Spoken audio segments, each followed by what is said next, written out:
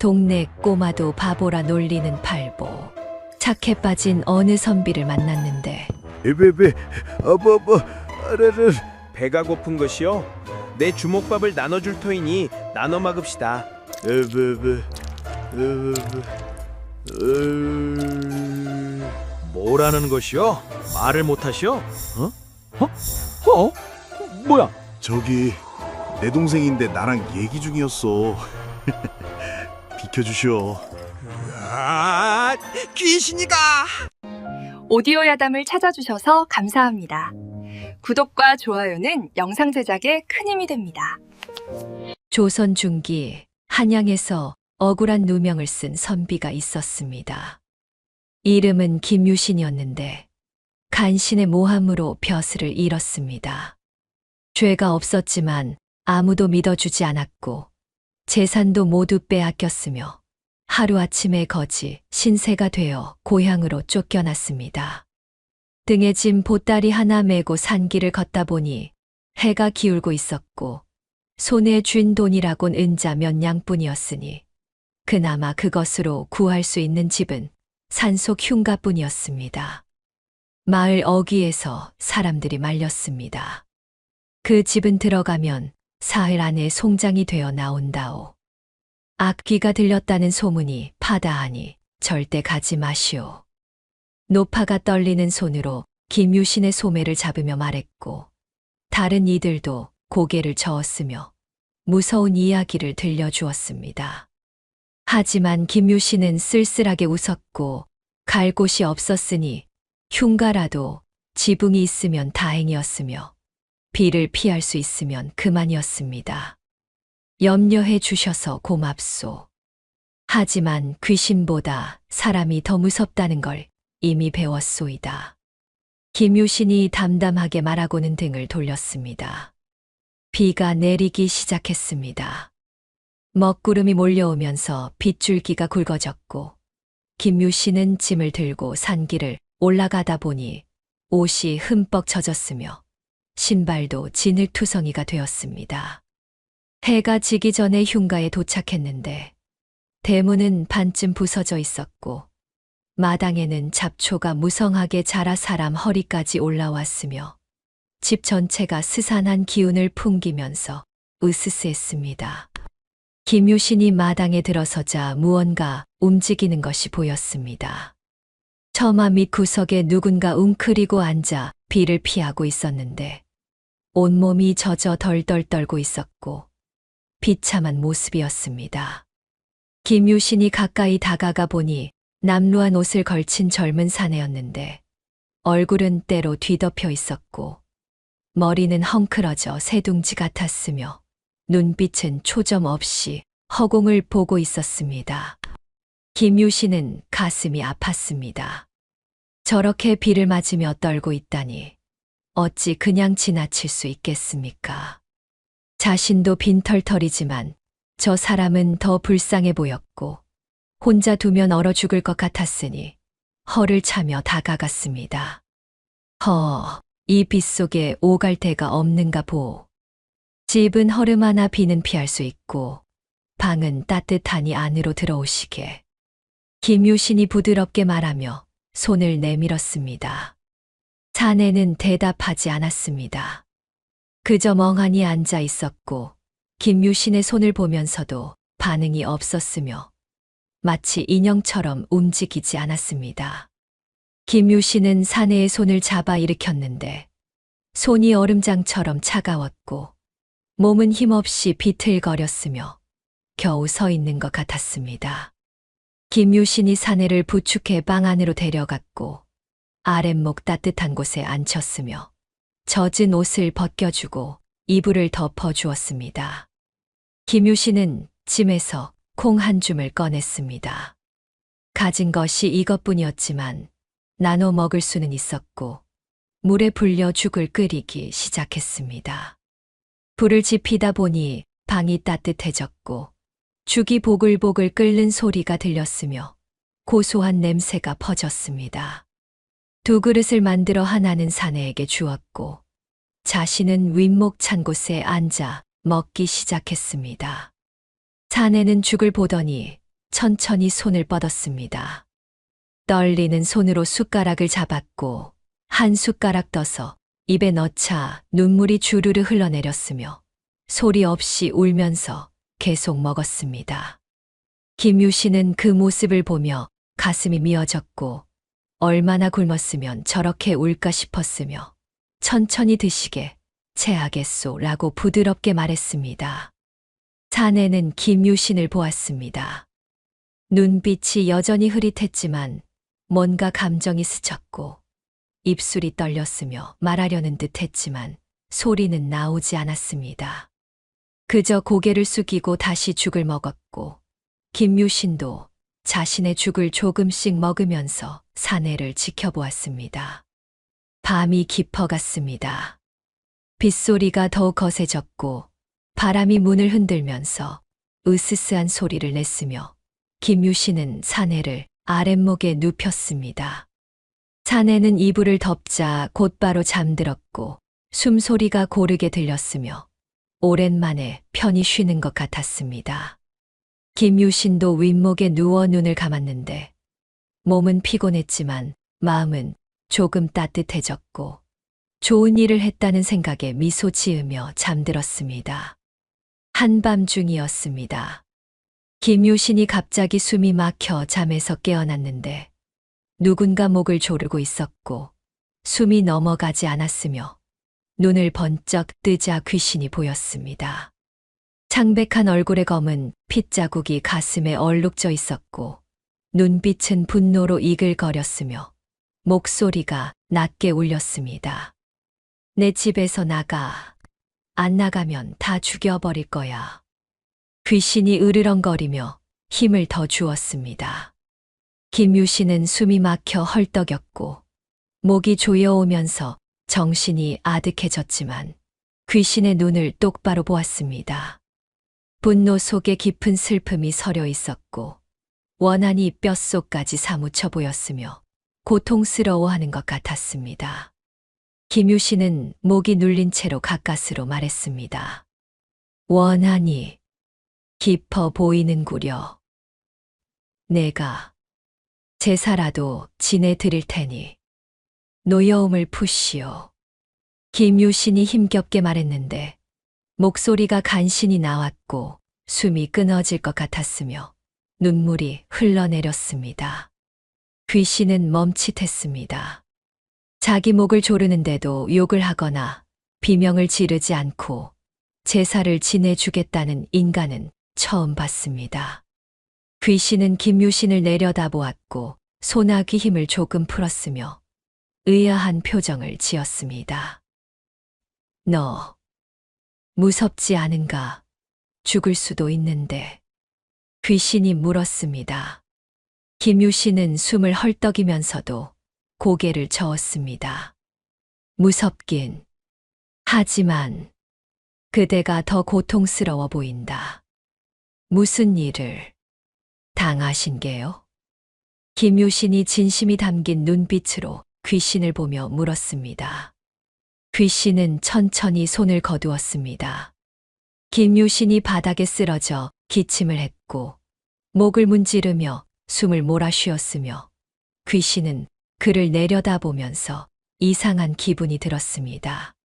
자기를 무서워하지 않는 인간이라니, 오히려 자기를 걱정하는 눈빛이라니 처음 보는 일이었습니다.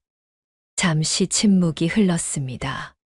빗소리만 들렸고 귀신은 창밖을 보았으며 김유신은 천천히 일어나 앉았습니다. 귀신이 다시 김유신을 보았는데 저기는 사라졌고 다만 피곤하고 슬픈 표정이었으며 무언가 말하려다 입을 다물었습니다. 김유신이 먼저 말했습니다. 이 집에 깊은 사연이 있는 듯하오. 혹시 억울한 일을 당하셨소? 김유신이 조심스럽게 물었는데 목소리가 부드러웠고 진심으로 궁금해하는 것 같았으며 귀신은 그 눈빛을 보고 마음이 흔들렸습니다. 귀신은 대답하지 않았습니다. 다만 아랫목에 누워있는 사내를 보았고 눈빛이 애틋하게 슬퍼졌으며 손을 뻗었다가 허공을 잡았습니다. 김유신도 사내를 보았는데 여전히 곤히 자고 있었고 평화로운 얼굴이었으며 꿈속에서 미소를 짓고 있었습니다. 귀신이 낮게 중얼거렸습니다. 저 사람을 해치지 마라. 제발, 부탁이다.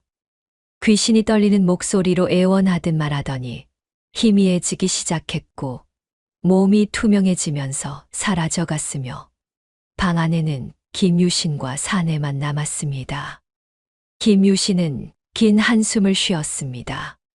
목이 아팠지만 죽지는 않았고 귀신이 악귀는 아닌 것 같았으며 무언가 깊은 사연이 있을 것 같았습니다. 저 사내를 해치지 말라는 말이 간절했고 혹시 저 둘 사이에 관계가 있는 것은 아닐까 싶었으며 내일 밝으면 물어봐야겠다고 생각했습니다. 김유신은 다시 누웠습니다. 잠이 쉽게 오지 않았지만 눈을 감았고 귀신의 슬픈 눈빛이 자꾸 떠올랐으며 저렇게 깊은 원한을 품게 만든 것이 무엇일까 궁금했습니다. 아침이 되면 알게 되겠지요. 아침 햇살이 방 안으로 들어왔습니다. 김유신이 눈을 뜨니 목이 얼얼했고 간밤의 일이꿈만 같았지만 목에 남은 손자국이 실제였음을 말해 주었습니다. 아랫목을 보니 사내가 여전히 자고 있었는데 평화로운 얼굴이었고 햇살을 받아 온화해 보였으며 간밤에 흘렸던 눈물 자국이 뺨에 말라붙어 있었습니다. 김유신이 부엌으로 나가 밥을 짓기 시작했습니다. 남은 쌀로 죽을 끓였는데 어젯밤 콩죽보다는 나았고 정성껏 저으면서 끓였으며 사내가 배불리 먹었으면 좋겠다는 생각을 했습니다.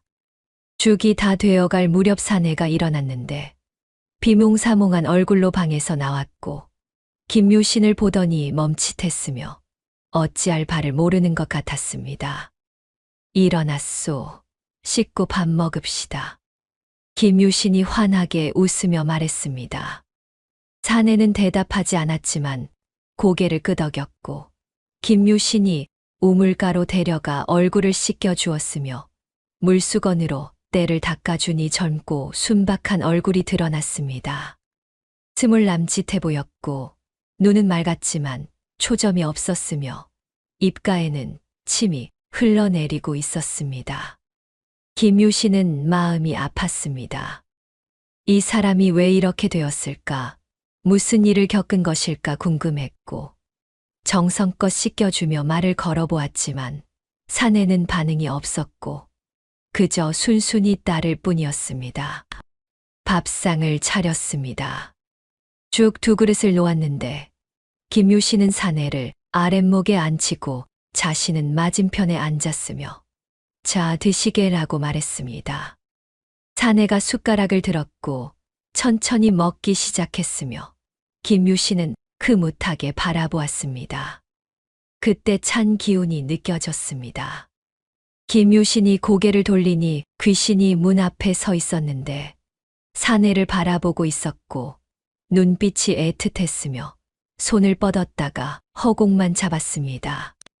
김유신은 귀신을 보았고 귀신도 김유신을 보았으며 둘의 시선이 마주쳤습니다.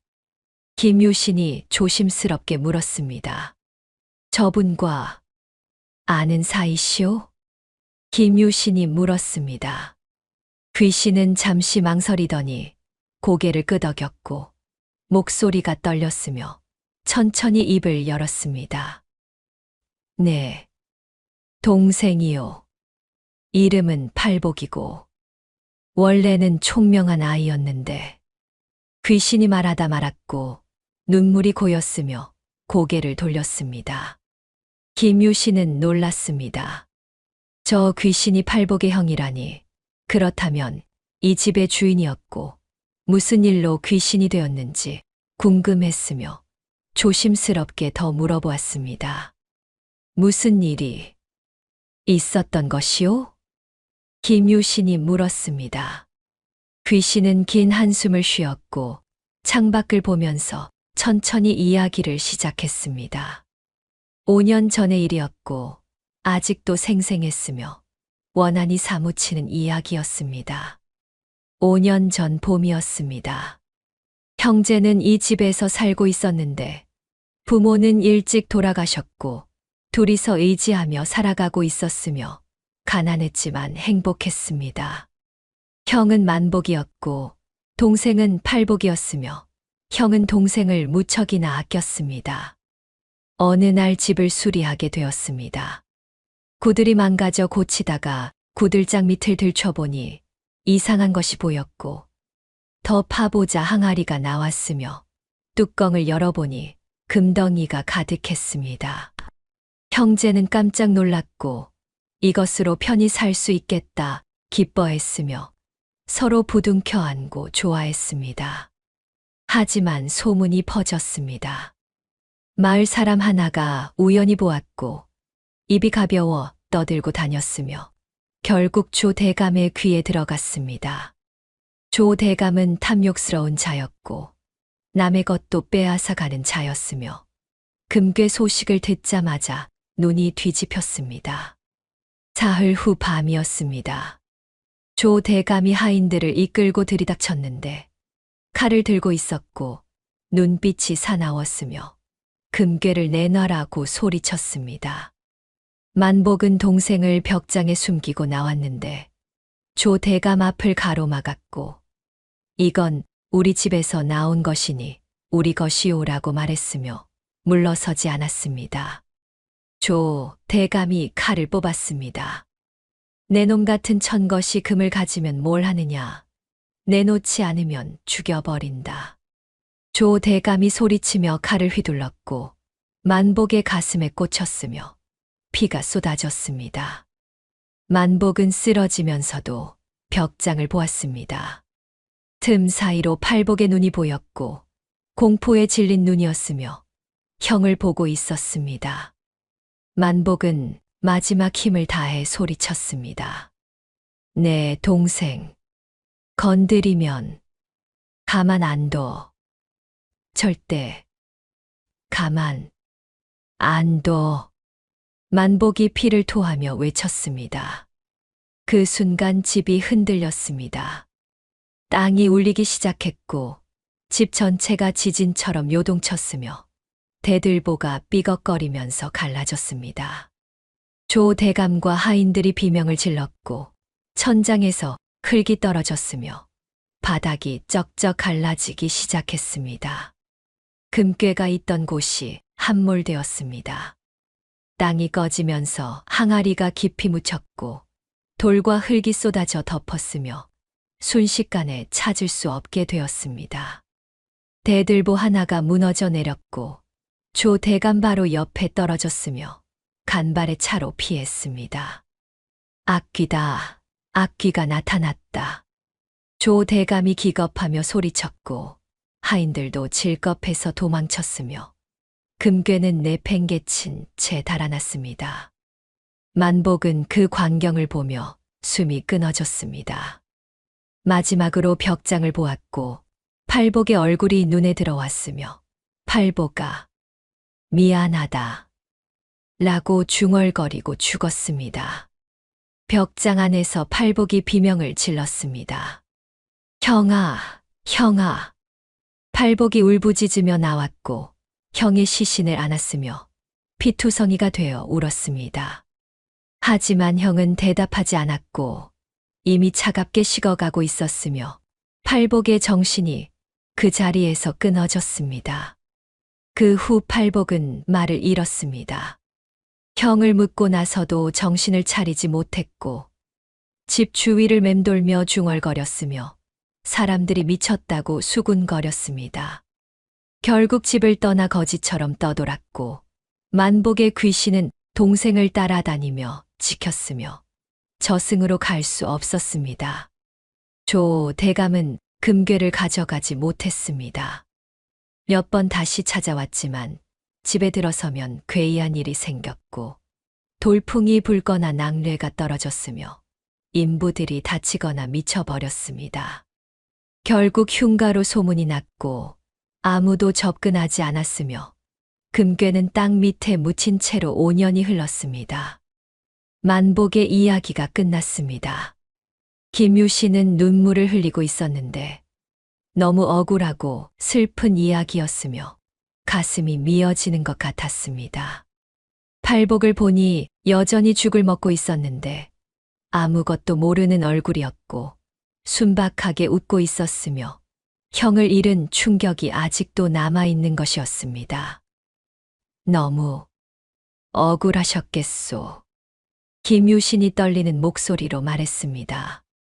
만복은 고개를 끄덕였고 팔복을 보면서 말했습니다.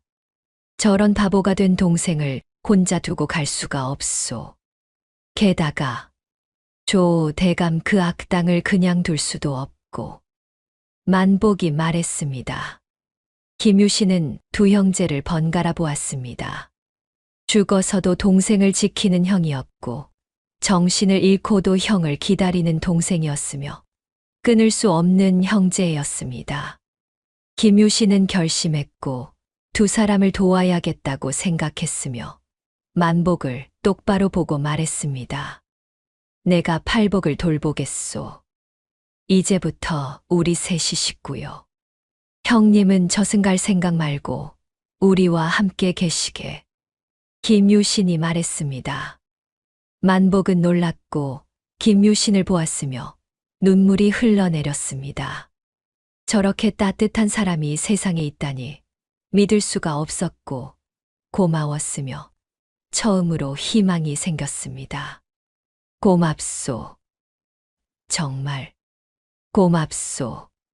만복이 목이 메어 말했고 김유신은 미소 지었으며 팔복도 옆에서 죽을 먹으며 웃고 있었습니다. 세 사람의 기묘한 동거가 시작되는 순간이었지요. 며칠이 흘렀습니다. 김유신과 팔복 그리고 만복의 귀신이 함께 지내기 시작했는데 이상하게도 잘 어울렸고 집 안에 온기가 돌기 시작했으며 흉가라던 집이 사람 사는 집이 되어가고 있었습니다. 김유신은 부지런히 집을 수리했고 마당에 잡초를 뽑았으며 팔복은 옆에서 멍하니 지켜보다가 가끔 따라했습니다. 만복은 늘 그림자처럼 동생 곁을 지켰습니다.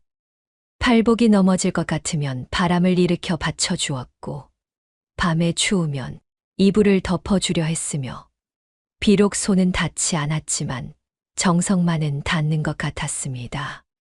김유신은 그런 만복을 보며 가슴이 뭉클했고 이 형이 5년 동안 얼마나 외로웠을까 생각했으며 이제라도 함께 있어주고 싶었습니다. 어느 날 아침이었습니다. 김유신이 부엌에서 밥을 짓고 있었는데 쌀이 떨어져 가고 있었지만 아껴 쓰면 며칠은 더 버틸 수 있었고 오늘은 보리밥에 된장국을 끓였으며 김치도 조금 담가두었던 것을 꺼냈습니다. 상을 차리면서 그릇 3개를 놓았는데 하나는 김유신 것이고 하나는 팔복 것이었으며 마지막 하나는 만복 것이었습니다. 만복이 놀라서 물었습니다. 네, 내 것도 차린 것이요. 나는 먹지도 못하는데. 만복이 당황하며 말했습니다. 김유신은 웃으며 대답했습니다. 먹지 못해도 식구는 식구요. 함께 밥상에 앉아야 가족이지요. 김유신이 따뜻하게 말하며 만복의 자리를 가리켰습니다. 만복은 그 자리에 조심스럽게 앉았습니다. 밥을 먹을 수는 없었지만 함께 앉아 있으니 기분이 이상했고 5년 만에 가족과 밥상을 마주하는 느낌이었으며 눈물이 날 것 같았습니다. 팔복은 숟가락을 들어 밥을 먹기 시작했고 김유신도 먹으면서 가끔 만복을 보며 이야기를 걸었으며 형님, 오늘 날씨가 좋지요? 라고 말했습니다. 만복은 창밖을 보았고 햇살이 따뜻하게 들어오고 있었으며 고개를 끄덕였습니다. 그러게 참 좋구려. 만복이 중얼거렸고 김유신은 환하게 웃었으며 팔복도 옆에서 밥을 먹으면서 형을 힐끗 보았습니다. 눈빛이 예전보다 조금 맑아진 것 같았고 뭔가 느끼는 게 있는 듯 했으며 만복은 동생을 보며 가슴이 두근거렸습니다. 밥을 다 먹고 나서 김유신이 설거지를 하려 하자 만복이 말했습니다. 내가 도와주고 싶은데 손이 닿지 않으니. 만복이 안타까워하며 말했습니다. 김유신은 고개를 저으며 웃었습니다. 괜찮소. 형님은 팔보기를 봐주는 것만으로도 충분하오. 그게 더 큰 도움이지요. 김유신이 말했고 만복은 고마운 마음에 고개를 숙였으며 팔복을 돌아보았습니다. 낮이 되었습니다. 김유신이 마당에서 밭을 일구기 시작했는데 채소라도 심으면 먹고 살 수 있을 것 같았고 괭이를 들고 땅을 파기 시작했으며 땀이 흘렀습니다. 팔복이 옆에 쪼그려 앉아 지켜보고 있었는데 김유신이 일하는 모습을 가만히 보고 있었고 가끔 손을 뻗어 흙을 만지작거렸으며 만복은 그 모습을 지켜보고 있었습니다. 김유신이 팔복에게 말했습니다. 팔복아, 이리 와서 이것 좀 잡아보겠나? 김유신이 괭이 자루를 내밀며 말했습니다. 팔복은 망설이다가 일어났고 천천히 다가와 괭이를 잡았으며 김유신이 손을 덮어 함께 땅을 팠습니다. 팔복의 손이 떨렸지만 힘을 주었고 땅이 파지면서 흙이 뒤집혔으며 팔복이 신기한 듯 웃었습니다. 잘했네. 우리 팔복이가 힘이 세구나. 김유신이 칭찬하며 팔복의 등을 두드렸습니다. 팔복은 웃었고 처음으로 제대로 된 웃음이었으며 만복은 그 모습을 보고 눈물을 흘렸습니다. 동생이 웃는 모습을 5년 만에 보았고 저렇게 순수하게 웃는 얼굴을 잊고 있었으며 이제야 다시 볼 수 있어 감격스러웠습니다. 저녁이 되었습니다. 해가 지고 어둠이 내리자 김유신이 불을 켰고 저녁 밥상을 차렸으며 다시 세 사람이 둘러앉았습니다. 오늘은 된장찌개에 나물 반찬이었고 소박했지만 따뜻했으며 팔복이 밥을 잘 먹는 모습에 김유신은 흐뭇해했습니다. 밥을 먹고 나니 팔복이 하품을 했습니다. 김유신이 팔복을 아랫목에 눕히고 이불을 덮어주었는데 팔복이 눈을 감으려다가 만복을 보았고 손을 뻗었으며 형을 찾는 것 같았습니다. 만복은 동생 곁으로 다가갔고 손을 허공에서 흔들었으며 팔복의 머리 위에 손을 가져다 댔습니다. 만복이 옛날 노래를 부르기 시작했습니다. 자장자장 우리 아기, 잘도 잔다 우리 아기. 만복이 나지막하게 부르는 자장가였고 팔복이 어렸을 때 불러주던 노래였으며 목소리가 떨렸습니다. 팔복의 눈에서 눈물이 흘렀습니다. 잠든 것 같았는데 눈물이 주르르 흘러내렸고 입가에는 미소가 걸려 있었으며 뭔가 기억하는 듯 했습니다. 만복은 계속 노래를 불렀고 동생의 눈물을 보며 자기도 울었으며 김유신도 옆에서 눈물을 닦았습니다. 노래가 끝나자 팔복이 완전히 잠들었습니다. 숨소리가 고르게 들렸고 평화로운 얼굴이었으며 오랜만에 편안한 잠인 것 같았습니다. 만복은 동생을 보며 미소 지었고 김유신도 미소 지었으며 둘은 방을 나와 마루에 앉았습니다. 달빛이 마당을 비추고 있었습니다.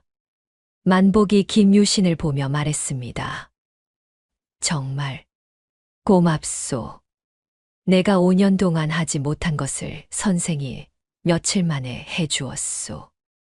만복이 진심으로 감사하며 말했습니다. 김유신은 고개를 저었습니다. 아니요. 우리는 이제 식구요. 식구끼리 당연한 일을 한 것뿐이요. 형님도 팔복이도 나도 이제 가족이지요. 김유신이 따뜻하게 말했습니다. 만복은 김유신을 보았고 이 사람이 진심이라는 것을 알았으며 평생 이런 사람을 만난 적이 없었습니다. 귀신이 되고 나서 처음으로 행복하다는 느낌이 들었고 동생도 조금씩 나아지고 있었으며 이제 희망이 보였습니다. 선생, 아니, 아우님, 정말 고맙소. 만복이 김유신에게 큰절을 했고 김유신은 황급히 말렸으며 두 사람은 웃었습니다. 그날 밤 세 사람은 평화롭게 잠들었습니다. 흉가는 더 이상 흉가가 아니었고 따뜻한 집이 되었으며 가족이 사는 집이 되었습니다. 하지만 이 평화가 오래가지 못할 것을 아무도 몰랐지요. 평화로운 나날이 이어졌습니다. 김유신과 팔복, 만복은 함께 지내면서 점점 가족처럼 되어갔고 팔복도 조금씩 나아지는 것 같았으며 가끔 웃는 모습을 보였습니다. 하지만 이 평화는 오래가지 못했고 곧 위기가 찾아왔으며 조대감이 움직이기 시작했습니다. 마을에 소문이 퍼졌습니다. 흉가에 새 주인이 들어왔다는 소식이었고 그것도 죽지 않고 멀쩡하게 살고 있다는 이야기였으며 마을 사람들이 신기해하며 수군거렸습니다. 이 소문이 조대감의 귀에 들어갔고 조대감은 불안해지기 시작했으며 밤마다 잠을 이루지 못했습니다. 조대감은 밤마다 창가에 서서 산을 바라보았습니다. 저 위에 흉가가 있고 그 밑에 금괴가 묻혀 있었으며 5년 동안 한 번도 잊은 적이 없었습니다. 꿈을 꾸다가 깨어나면 온몸이 식은땀으로 젖어 있었고 거울을 보면 눈밑이 검게 그을려 있었으며 집착이 그를 잠식하고 있었습니다. 5년이야. 5년을 기다렸는데 이제 다른 놈이 가져간단 말인가. 조 대감이 이를 갈며 중얼거렸습니다. 혹시 그 선비놈이 금괴를 찾은 건 아닐까? 그래서 죽지도 않고 버티는 건 아닐까? 상상만 해도 미칠 것 같았고 손톱을 물어뜯으며 분노했으며 결국 결심했습니다. 저놈을 쫓아내야 해. 어떻게든 죽이든 쫓아내든. 조 대감이 중얼거리며 하인들을 불렀습니다. 사흘 후 저녁이었습니다. 김유신이 저녁밥을 짓고 있었는데 팔복은 마당에서 놀고 있었고 만복은 동생을 지켜보고 있었으며 평화로운 시간이었습니다. 그때 대문이 쾅 하고 열렸고 깡패 서너 명이 들어왔으며 몽둥이를 들고 있었습니다. 이 집 주인 나와라. 깡패 우두머리가 소리쳤습니다. 김유신이 부엌에서 나왔고 팔복을 보니 겁에 질려 있었으며 만복은 이미 깡패들 앞을 막아서고 있었지만 귀신이라 건드릴 수 없었습니다. 김유신은 재빨리 팔복에게 달려가 뒤로 숨겼고 깡패들 앞에 섰으며 목소리를 가다듬어 말했습니다. 무슨 일로 찾아오셨소? 김유신이 침착하게 물었습니다. 깡패 우두머리가 코웃음을 쳤습니다. 이 집은 흉가라 사람이 살 곳이 못 돼. 당장 짐 싸서 꺼지지 않으면 뼈가 부러질 줄 알아. 깡패가 몽둥이를 휘두르며 위협했습니다. 김유신은 고개를 저었고 물러서지 않았으며 팔복을 감싸고 있었습니다. 이곳은 내가 돈 주고 산 집이오. 나갈 이유가 없소. 김유신이 단호하게 말했습니다. 깡패들이 서로를 보더니 비웃었고 우두머리가 몽둥이를 들어 올렸으며 그럼 맞아봐야 정신을 차리겠구나라고 말했습니다. 김유신은 팔복을 더 꽉 안았고 등을 돌려 자신의 몸으로 팔복을 가렸으며 맞을 각오를 했습니다. 몽둥이가 내려왔습니다. 김유신의 등에 쾅 하고 부딪혔고 뼈까지 울리는 아픔이 퍼져나갔지만 김유신은 신음 소리조차 참았으며 팔복을 놓지 않았습니다. 팔복이 김유신의 품에서 울부짖었고 아저씨, 아저씨라고 외쳤으며 겁에 질려 떨고 있었습니다. 두 번째 몽둥이가 어깨를 때렸습니다. 김유신의 입에서 신음이 새어 나왔고 어깨뼈가 부러지는 것 같았으며 무릎이 꺾였지만 쓰러지지 않았습니다. 팔복을 안은 채로 버텼고 입술을 깨물어 피가 흘렀으며 눈물이 고였습니다. 이 불쌍한 사람에게는 손대지 마라. 김유신이 떨리는 목소리로 말하며 팔복을 더 꽉 안았습니다. 세 번째 몽둥이가 옆구리를 때렸습니다. 김유신이 으윽 하고 신음했고 입에서 피가 흘러나왔으며 바닥에 뚝뚝 떨어졌습니다. 팔복은 울면서 김유신의 얼굴을 만졌고 라고 중얼거렸으며 공포에 질린 눈으로 깡패들을 보았습니다. 만복이 지켜보고 있었습니다.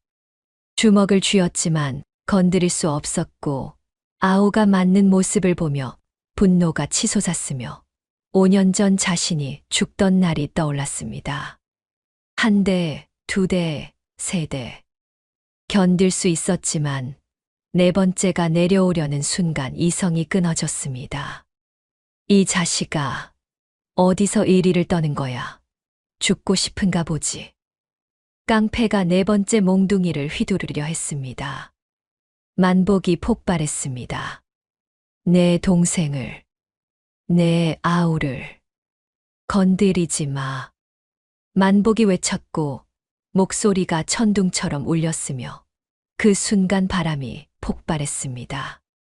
갑자기 돌풍이 일어나면서 마당에 흙먼지가 휘몰아쳤고 깡패들이 눈을 가렸으며 뭔가 이상하다는 걸 느꼈습니다. 하늘이 어두워지기 시작했고 구름이 몰려왔으며 집 전체가 삐걱거리기 시작했습니다. 만복이 나타났습니다. 깡패들 눈에는 보이지 않았지만 김유신에게는 보였고 만복의 모습이 검은 연기처럼 변하고 있었으며 분노로 일그러진 얼굴이었습니다. 눈빛이 불타올랐고 손을 휘두르자 바람이 칼처럼 날아갔으며 깡패들을 덮쳤습니다. 깡패들이 날아갔습니다. 보이지 않는 힘에 밀려 공중으로 떠올랐고 마당 밖으로 내던져졌으며 땅에 굴러떨어졌습니다. 대문이 쾅 하고 닫혔고 장독대가 흔들렸으며 지붕 기와가 달그락거렸습니다. 귀신이다. 악귀가 나타났다. 깡패들이 혼비백산하여 일어났고 뒤도 돌아보지 않고 도망쳤으며 산길을 굴러 내려갔습니다. 순식간에 조용해졌고 마당에는 김유신과 팔복만 남았으며 만복은 천천히 원래 모습으로 돌아왔습니다. 만복이 김유신에게 다가갔습니다. 괜찮소? 많이 다쳤소? 만복이 걱정스럽게 물었습니다. 김유신은 일어나려다 비틀거렸고 등과 어깨가 아팠지만 팔복을 보며 웃었으며 괜찮소? 이 정도는 이라고 말하다 기침을 했습니다. 입에서 피가 나왔고 얼굴이 창백했으며 옆구리를 손으로 감싸고 있었습니다. 팔복이 김유신의 얼굴을 만졌습니다. 아저씨, 아파. 피 많이 나. 팔복이 울먹이며 말했고 손으로 김유신의 입가를 닦아주었으며 눈물이 주르르 흘러내렸습니다. 김유신과 만복이 깜짝 놀랐습니다. 팔복이 말을 한 것이었고 5년 만에 처음이었으며 비록 어눌했지만 기적 같았습니다. 팔복이 계속 말했는데 형아도 여기 있어 라고 물었고 만복을 보는 것 같았으며 인식하는 듯 했습니다. 만복은 눈물을 흘렸습니다. 그래, 형이 여기 있다. 팔복아, 형이 널 지켜줄게. 만복이 떨리는 목소리로 말했고 손을 뻗어 동생의 머리를 쓰다듬으려 했으며 비록 닿지는 않았지만 마음은 닿았습니다. 김유신이 두 형제를 보며 미소 지었습니다. 아파도 행복했고 팔복이 나아지고 있었으며 이 가족을 지킬 수 있어 다행이었습니다. 만복이 김유신을 부축해 일으켰고 팔복도 옆에서 도왔으며 세 사람은 집 안으로 들어갔습니다. 하지만 김유신은 알고 있었습니다. 조 대감이 이대로 포기하지 않을 것이고 더 큰 위협이 올 것이며 준비해야 한다는 것을 알았습니다. 만복도 같은 생각이었고 걱정스러운 표정이었으며 앞으로 어떻게 해야 할지 고민이 깊어졌습니다. 밤이 깊어갔고 세 사람은 서로를 의지하며 상처를 감싸주었으며 내일은 또 어떤 일이 벌어질지 알 수 없었습니다. 깡패들이 도망간 다음 날부터 조 대감은 더욱 초조해졌습니다. 무력으로는 안 된다는 것을 깨달았기에 다른 방법을 찾아야 했습니다. 밤낮으로 궁리하다 보니 결국 더 악랄한 계획을 떠올렸는데 관할을 이용하는 것이었습니다. 법으로 그 선비를 제거하면 되겠다 싶었고 조 대감은 비틀어진 미소를 지었습니다. 힘으로 안 되면 법으로 해치우면 되지. 조 대감이 중얼거리며 은자 주머니를 꺼냈습니다. 이틀 후 조 대감은 관아의 아전을 찾아갔습니다. 은밀한 방에서 만났는데 아전은 탐욕스러운 눈빛으로 조 대감을 맞았습니다. 돈 냄새를 맡으면 무엇이든 하는 자였고 조 대감이 딱 필요한 사람이었습니다. 조 대감이 은자 뭉치를 내밀자 아전의 눈이 반짝였고 거래가 시작되었습니다. 흉가에 사는 선비 하나를 없애고 싶소. 죄를 뒤집어 씌워 잡아가 주시오. 조 대감이 낮게 속삭였습니다. 아전이 은자를 만지작거리면서 고개를 끄덕였습니다. 쉬운 일이지요. 아전이 말하며 계획을 짰습니다. 관청의 물건을 몰래 빼돌려 선비 집에 숨겨 놓으면 되었고 도둑으로 몰아잡아가면 그만이었습니다. 증거도 확실하니 사또도 의심하지 않을 것이었습니다. 사흘 후 한낮이었습니다. 김유신은 마당에서 팔복과 함께 채소밭을 가꾸고 있었습니다. 팔복이 요즘 부쩍 말을 많이 하게 되었는데 아저씨, 이것이 뭐요라고 말하며 씨앗을 보여주니 김유신은 흐뭇하게 웃었습니다. 만복도 옆에서 지켜보면서 동생이 나아지는 모습에 기뻐했고 평화로운 시간이었습니다. 그때 낯선 사내 하나가 대문 밖에서 지나가는 척했습니다. 김유신은 신경 쓰지 않았습니다. 팔복과 계속 밭을 일구고 있었고 만복도 별로 신경 쓰지 않았습니다. 하지만 그 사내는 조 대감이 보낸 자였고 김유신이 밖에 있는 틈을 노린 것이었습니다. 재빨리 집 안으로 들어갔습니다. 사내가 김유신의 방으로 들어갔습니다. 재빨리 짐 보따리를 뒤지더니 관청에서 훔쳐온 은그릇과 비단천을 깊숙이 숨겼습니다. 아무도 눈치채지 못했습니다. 김유신은 여전히 밭을 일구고 있었고 사내는 산길을 따라 사라졌습니다. 해가 저물 무렵이었습니다. 갑자기 포졸들이 몰려왔는데 대여섯 명이나 되었고 칼을 차고 있었습니다. 아전이 앞장서고 있었습니다.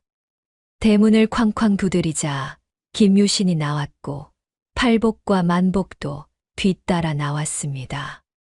김유신이라는 자가 여기 사는가? 아전이 거만하게 물었습니다. 김유신은 고개를 끄덕이면서 무슨 일인지 몰라 당황했습니다. 소인이 김유신이옵니다. 김유신이 대답했습니다. 관청 물건을 훔친 죄로 잡아간다. 포졸들, 저자를 결박하라. 아전이 소리쳤습니다. 김유신은 깜짝 놀랐습니다.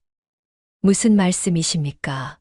저는 관청 물건을 훔친 적이 없습니다. 김유신이 외쳤는데 억울함에 목소리가 떨렸습니다. 하지만 아전은 듣지 않았습니다. 포졸들에게 신호를 보내자 포졸들이 집 안으로 들어가 뒤지기 시작했습니다. 팔복이 김유신을 붙잡았습니다. 아저씨, 왜 잡아가? 팔복이 울먹이며 물었는데 겁에 질린 얼굴이었고 김유신의 옷을 꼭 붙잡고 있었습니다. 괜찮다, 팔복아. 오해일 거야. 곧 풀릴 거야. 김유신이 떨리는 목소리로 팔복을 진정시키려 했습니다. 포졸 하나가 방에서 나왔습니다. 손에 은그릇과 비단천을 들고 있었는데 아전에게 보여주자 아전이 비웃듯이 웃었습니다. 이것 봐라. 역시 도둑이었구나. 증거가 여기 있지 않은가. 아전이 소리치며 김유신을 가리켰습니다. 김유신은 믿을 수 없었습니다. 저런 물건을 본 적도 없었고 자기 방에 있을 리가 없었습니다. 누군가 몰래 넣은 것이 분명했습니다. 하지만 아무도 믿어주지 않았고 포졸들이 달려들어 김유신의 팔을 잡더니 결박하기 시작했습니다. 아니요, 이건 누명이요. 저는 도둑이 아니요. 김유신이 외쳤지만 소용없었습니다. 팔복이 울부짖었습니다. 안 돼, 아저씨 놔줘. 아저씨는 나쁜 사람 아니야.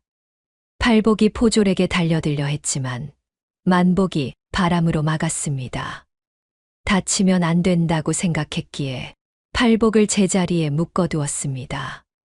팔복은 울면서 김유신을 불렀고 김유신도 팔복을 보며 눈물을 흘렸습니다. 아전이 김유신 앞에 섰습니다. 내일 아침 사또께서 신문하실 것이다. 증거가 확실하니 변명해봤자 소용없고 도둑질은 참수감이지. 아전이 차갑게 말하며 비웃었습니다. 김유신의 얼굴이 창백해졌습니다. 참수라는 말에 다리가 풀렸지만 포졸들이 붙잡고 끌고 갔습니다. 대문을 나섰습니다. 팔복은 쓰러져 울고 있었고 만복은 동생을 안으려 했지만 손이 닿지 않았습니다. 무력함에 괴로워했습니다. 김유신이 끌려가면서 뒤돌아보았습니다. 팔복이 땅에 주저앉아 울고 있었고 만복이 동생 곁에 서 있었습니다. 두 사람을 남겨두고 가야 한다는 게 너무 미안했습니다. 팔복아, 형님, 걱정 마시오. 곧 돌아올 거요. 김유신이 소리쳤지만 목소리가 떨렸습니다. 자신도 확신이 없었습니다. 산길 아래로 사라져갔습니다. 해가 완전히 졌습니다. 흉가에는 팔복과 만복만 남았습니다. 텅 빈 마당이었고 적막했습니다. 팔복은 계속 울면서 아저씨, 아저씨 라고 중얼거렸고 만복은 하늘을 보며 주먹을 쥐었습니다. 만복은 알고 있었습니다. 이것이 조 대감의 지시라는 것을 알았고 함정이라는 것도 알았습니다. 이대로 두면 김유신이 죽을 것이었습니다. 하지만 귀신인 만복은 관아까지 갈 수 없었습니다. 멀리 가면 힘이 약해져 사라질 것이었기에 방법이 없었습니다. 만복이 팔복을 보았습니다. 동생이 정신을 차려야 했습니다.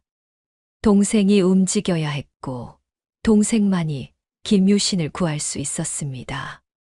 만복은 동생 앞에 무릎을 꿇었습니다. 간절히 속삭이기 시작했는데 팔복의 어깨를 잡으려 했지만 손이 스쳐갈 뿐이었습니다. 팔복아, 정신 차려야 해. 형 말 들려. 착한 아저씨가 죽어.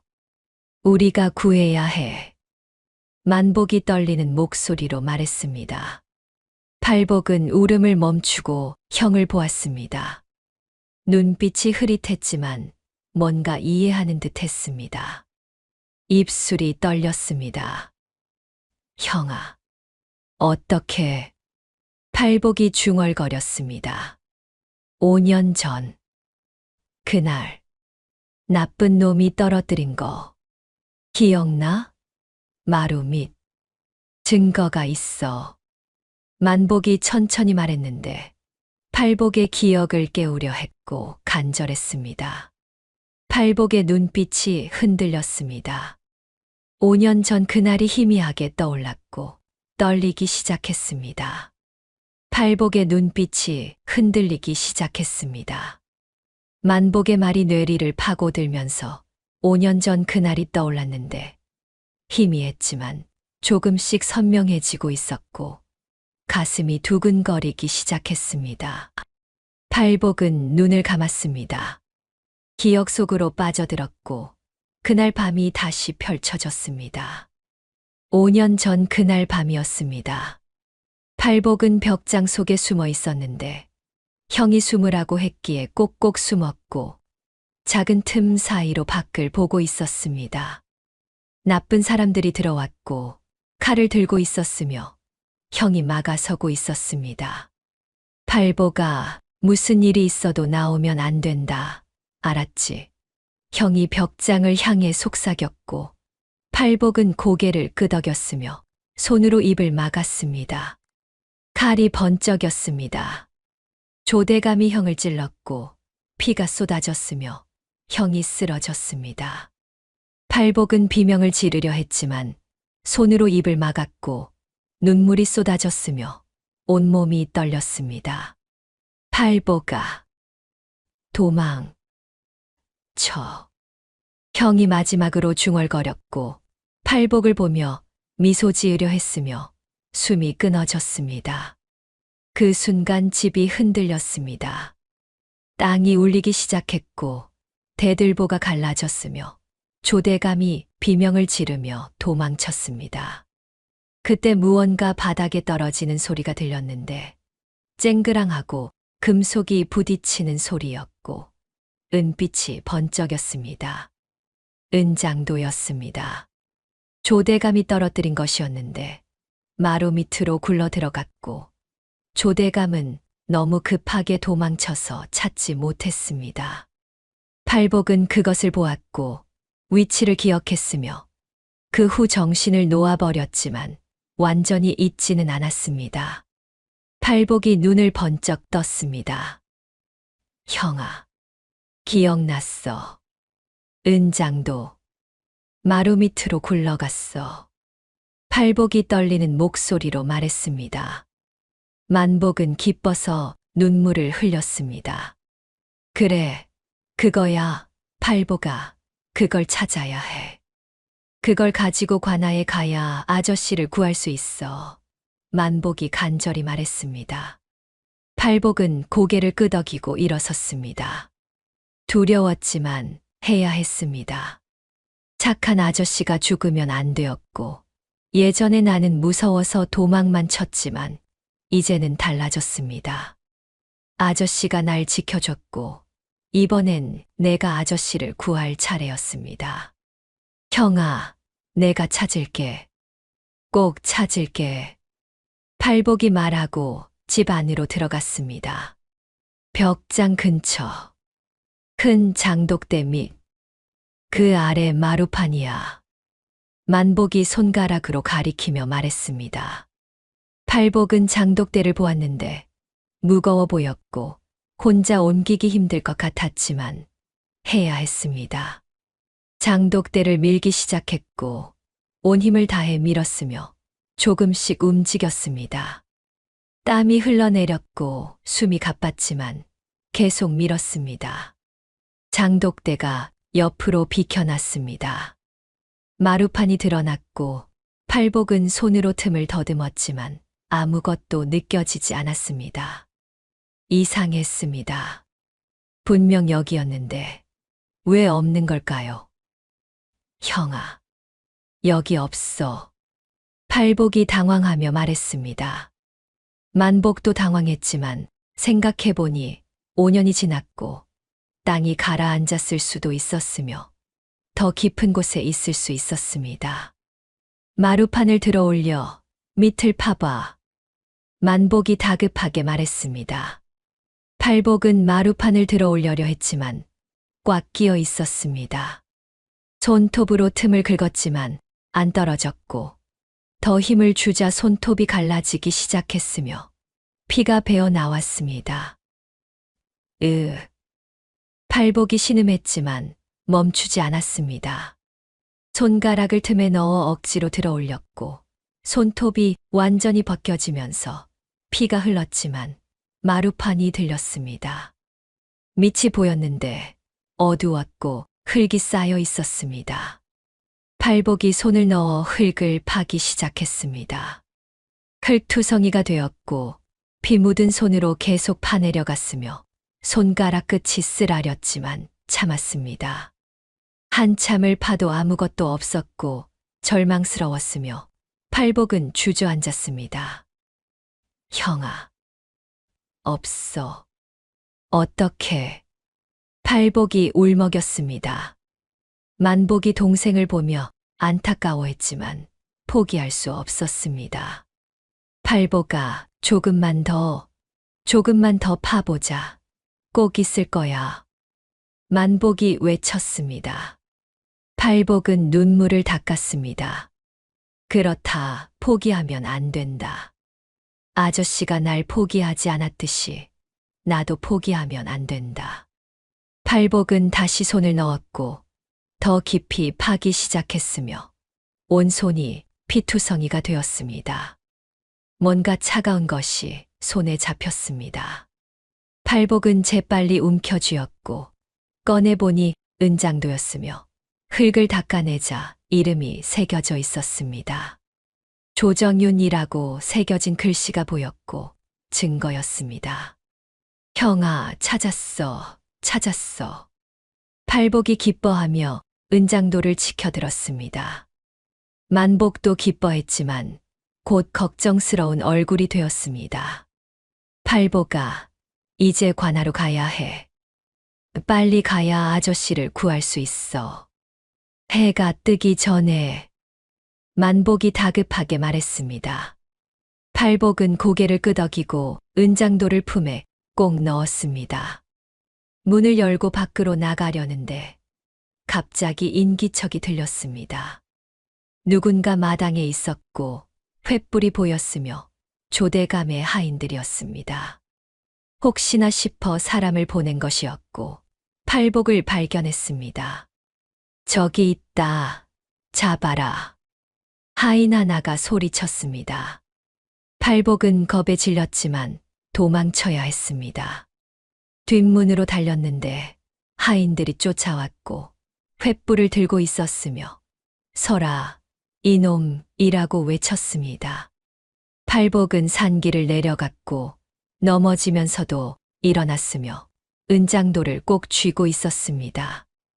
만복이 바람을 일으켰습니다. 하인들 눈에 흙먼지를 날렸고 나뭇가지를 흔들어 길을 막았으며 팔복이 도망갈 시간을 벌어주었습니다. 하지만 만복의 힘도 한계가 있었고 점점 약해지고 있었으며 멀리 가면 사라질 것 같았습니다. 팔복아, 혼자 가야 해. 형은 여기까지야. 꼭. 아저씨를 구해. 만복이 외치며 사라지기 시작했습니다.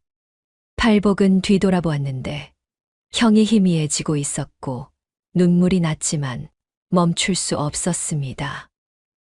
형아, 꼭 구할게. 약속해. 팔복이 중얼거리며 다시 달렸습니다. 산길을 내려가다가 작은 개울을 만났습니다. 건너야 했는데 물이 차가웠고 미끄러웠으며 팔복은 조심스럽게 건넜습니다. 하지만 돌이 미끄러워 넘어질 뻔했고 은장도를 떨어뜨릴 뻔했으며 간신히 잡았습니다. 하인 하나가 따라잡았습니다. 팔복의 팔목을 잡았고 이놈 어딜 도망가 하며 잡아당겼으며 팔복은 비틀거렸습니다. 은장도가 손에서 미끄러져 떨어질 뻔했지만 재빨리 다른 손으로 잡았고 온 힘을 다해 하인을 밀쳤습니다. 하인이 물에 빠졌고 팔복은 다시 달렸습니다. 숨이 턱까지 차올랐습니다. 온몸이 땀으로 젖었고 다리가 후들거렸으며 쓰러질 것 같았지만 멈출 수 없었습니다. 아저씨가 나를 지켜줬고 이번엔 내가 아저씨를 구할 차례였으며 포기할 수 없었습니다. 마을을 지나쳤고 관아를 향해 달렸습니다. 발이 돌부리에 걸렸습니다. 팔복이 넘어졌는데 땅에 굴렀고 무릎이 까졌으며 피가 흘렀습니다. 하지만 일어났고 은장도를 확인했으며 다행히 무사했습니다. 개 짖는 소리가 들렸습니다. 뒤를 보니 하인들이 개를 끌고 쫓아오고 있었고 거리가 좁혀지고 있었으며 위험했습니다.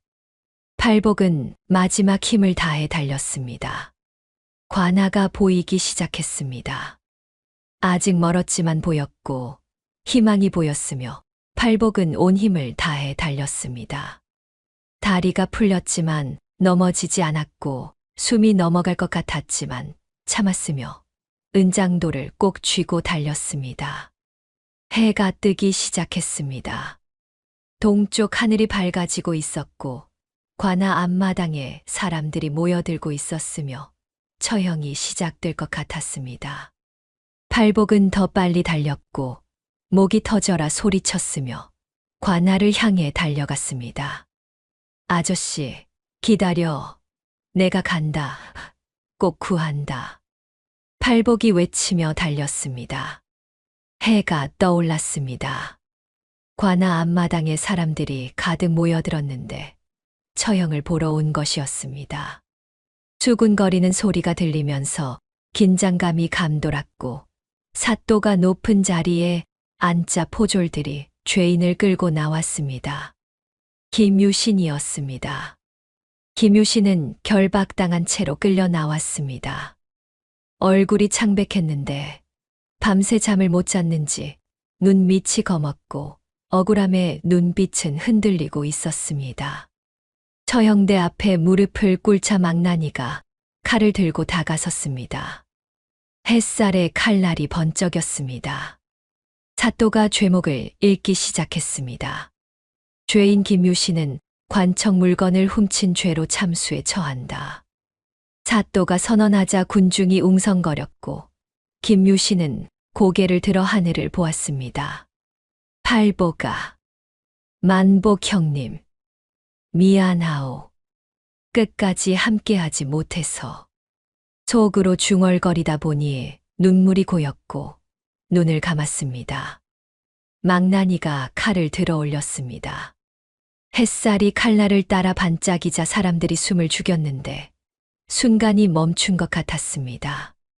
망나니가 칼을 내리치려는 바로 그 순간이었습니다. 잠깐, 멀리서 외치는 소리가 들렸습니다. 사람들이 고개를 돌리자 한 사람이 비틀거리며 달려오는 게 보였는데 팔복이었습니다. 온몸이 흙투성이었고 피투성이었으며 손은 너덜너덜했지만 무언가를 꼭 쥐고 있었습니다. 아저씨 죽이지 마. 아저씨는 억울해. 팔복이 목이 터져라 외치며 처형장으로 굴러 들어왔습니다. 포졸들이 팔복을 막으려 했지만 막무가내였는데 팔복은 밀고 들어가다가 사또 앞까지 왔습니다. 무릎을 꿇었습니다. 사또님, 이거 봐주세요. 증거예요. 팔복이 떨리는 손으로 은장도를 꺼내 사또 앞에 던졌습니다. 은장도가 쨍그랑하고 땅에 떨어지면서 햇살에 반짝였는데 새겨진 글씨가 보였습니다. 사또가 은장도를 집어들더니 이름을 읽었고 눈빛이 변했습니다. 조정윤, 이것이 어찌 된 일이냐? 사또가 놀라서 물었습니다.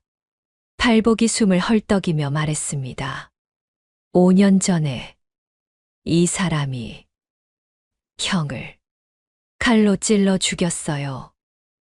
그때 이걸 떨어뜨렸어요. 팔복이 더듬거리며 외쳤는데 손가락으로 조대감을 가리키자 눈물이 흘러내렸습니다. 군중이 술렁였습니다. 사또도 당황했고 조대감이 군중 속에 서 있었는데 얼굴이 새하얗게 변했습니다. 조대감이 앞으로 나왔습니다. 헛소리다. 저 미친놈이 하는 소리를 어찌 믿는단 말이오. 조대감이 소리치며 손가락으로 팔복을 가리켰는데 당황한 얼굴이었습니다. 팔복이 조대감을 보자 5년 전 그날이 떠올랐습니다.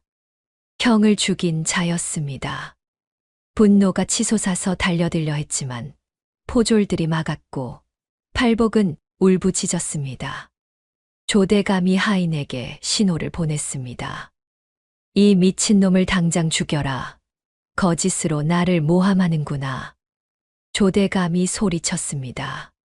하인이 칼을 들고 팔복을 향해 다가왔는데 팔복은 겁에 질렸지만 물러서지 않았고 김유신을 보며 버텼습니다.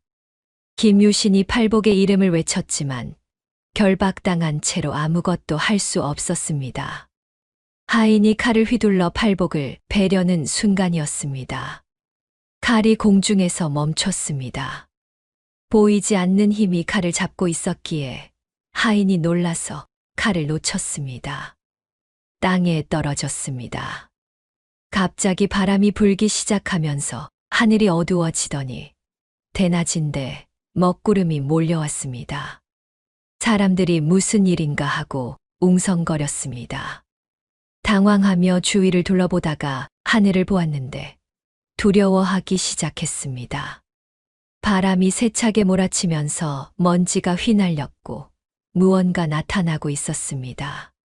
검은 연기 같은 형상이었습니다. 처형장 한가운데 나타나더니 점점 형체를 갖추기 시작했는데 만복이었습니다. 대부분 사람들 눈에는 보이지 않았지만 팔복과 김유신에게는 보였고 조대감에게도 보였습니다. 조대감이 귀신이라고 비명을 지르며 뒤로 물러섰습니다. 얼굴이 창백하게 질렸고 온몸이 떨리면서 공포에 사로잡혔습니다. 만복은 검은 연기 형상으로 변해 있었습니다.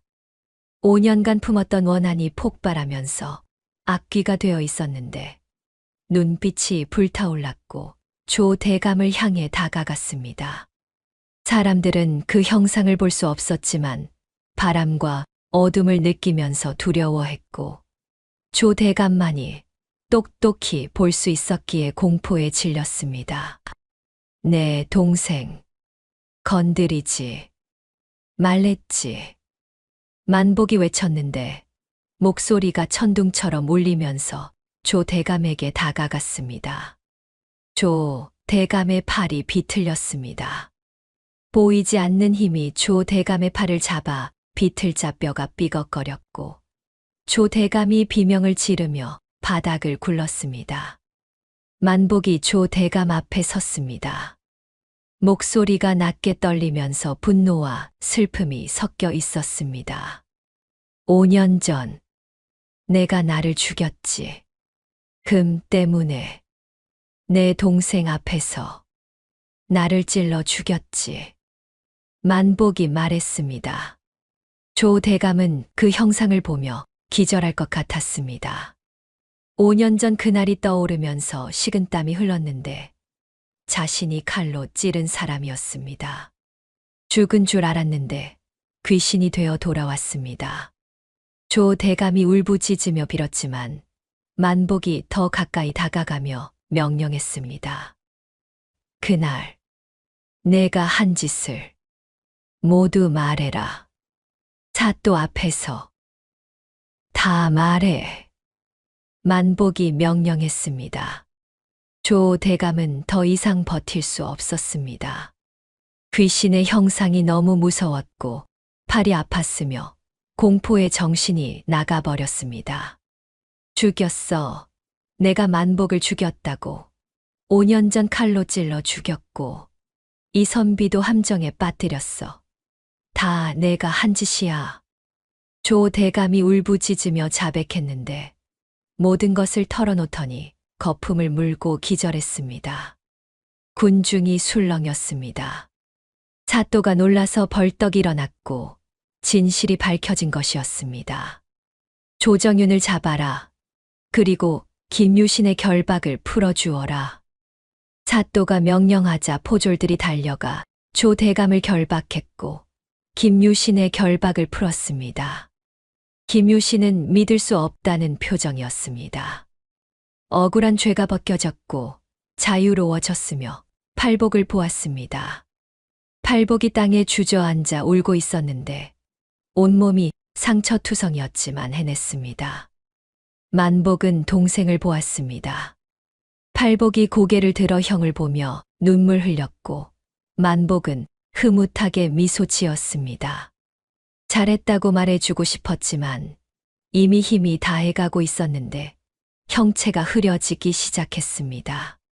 김유신이 팔복에게 달려갔습니다. 팔복을 안아주었고 팔복도 김유신을 안으며 울었으며 만복은 두 사람을 보며 만족스러워했습니다. 이제 모든 것이 끝났습니다. 한을 풀었고 동생도 제정신을 차렸으며 이제 저승으로 갈 수 있을 것 같았습니다.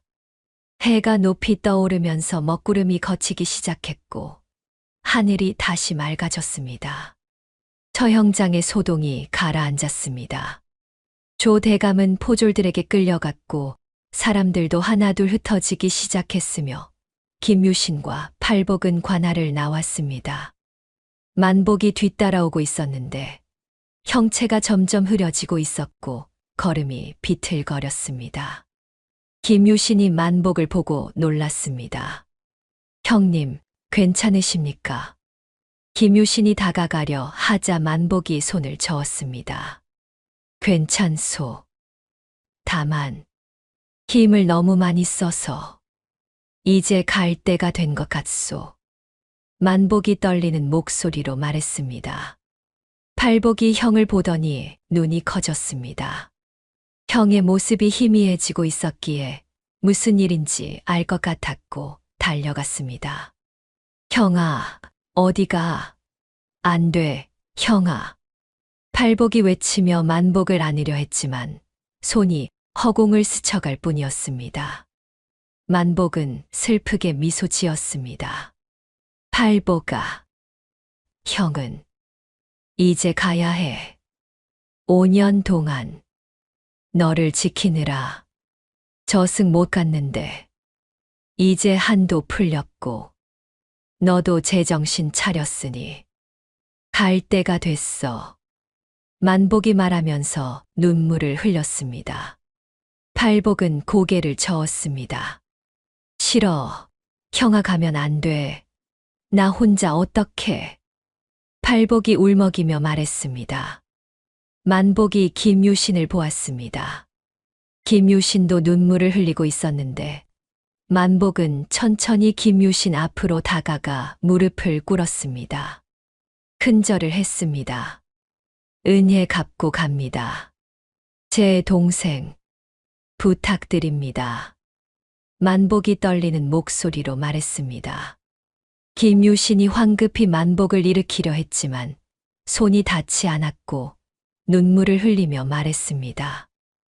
형님, 큰절까지 하시다니 제가 오히려 감사합니다. 형님이 절 구해 주셨습니다. 김유신이 말하면서 고개를 숙였습니다. 만복이 팔복에게 다가갔습니다. 손을 뻗어 팔복의 머리를 쓰다듬으려 했는데 닿지는 않았지만 팔복은 따뜻함을 느꼈습니다. 만복이 동생을 보며 말했습니다. 형, 이제 간다. 아저씨 말씀 잘 듣고 울지 말고 형은 언제나 내 곁에 있을 거야. 사랑한다, 팔복아. 만복이 마지막 말을 하면서 빛으로 변하기 시작했습니다. 팔복이 울부짖었습니다. 형아, 형아, 가지 마. 팔복이 외치며 손을 뻗었지만 만복은 이미 사라지고 있었습니다. 빛이 되어 하늘로 올라가면서 흩어졌고 따뜻한 바람이 되어 팔복과 김유신을 감싸더니 사라졌습니다. 만복이 완전히 사라졌습니다. 팔복은 그 자리에 주저앉아 울었고 김유신도 옆에 앉아 팔복의 어깨를 감싸 주었으며 두 사람은 한참을 그렇게 앉아 있었습니다. 해가 저물기 시작했습니다. 김유신이 팔복을 일으켰고 집으로 가자라고 말했으며 팔복은 고개를 끄덕였습니다. 두 사람은 산길을 올라 흉가로 돌아왔는데 이제는 흉가가 아니라 집이었습니다. 집에 들어서자 이상한 느낌이 들었습니다. 마루 쪽에서 빛이 새어나오고 있었는데 김유신과 팔복이 다가가 보니 구들장이 갈라져 있었습니다. 틈 사이로 무언가 보였고 김유신이 구들장을 들어 올리자 항아리가 나타났습니다. 뚜껑을 열어보았습니다.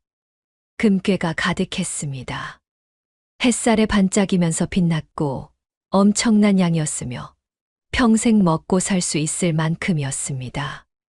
김유신과 팔복은 서로를 보았는데 만복 형님이 남겨준 선물이라는 것을 알았습니다. 형님, 고맙습니다. 김유신이 중얼거리며 눈물을 흘렸고 팔복도 울면서 금괴를 만졌습니다. 그날 밤 두 사람은 형을 위해 제사를 지냈습니다. 상을 차리고 절을 했으며 만복의 영혼이 편히 쉬기를 빌었습니다. 팔복은 형에게 말을 걸었고 형아, 나 이제 괜찮아. 아저씨가 돌봐줘. 형아도 편히 쉬어라고 말했으며 김유신도 형님, 팔복이 잘 돌보겠습니다라고 약속했습니다. 세월이 흘렀습니다. 김유신은 금괴로 팔복을 치료했는데 한양의 명의를 찾아가 약을 지어 먹였고 침을 맞췄으며 팔복은 조금씩 나아지기 시작했습니다. 말도 또렷해졌고 글자도 배우기 시작했으며 사람들과 어울릴 수 있게 되었습니다. 김유신은 팔복에게 글을 가르쳤습니다.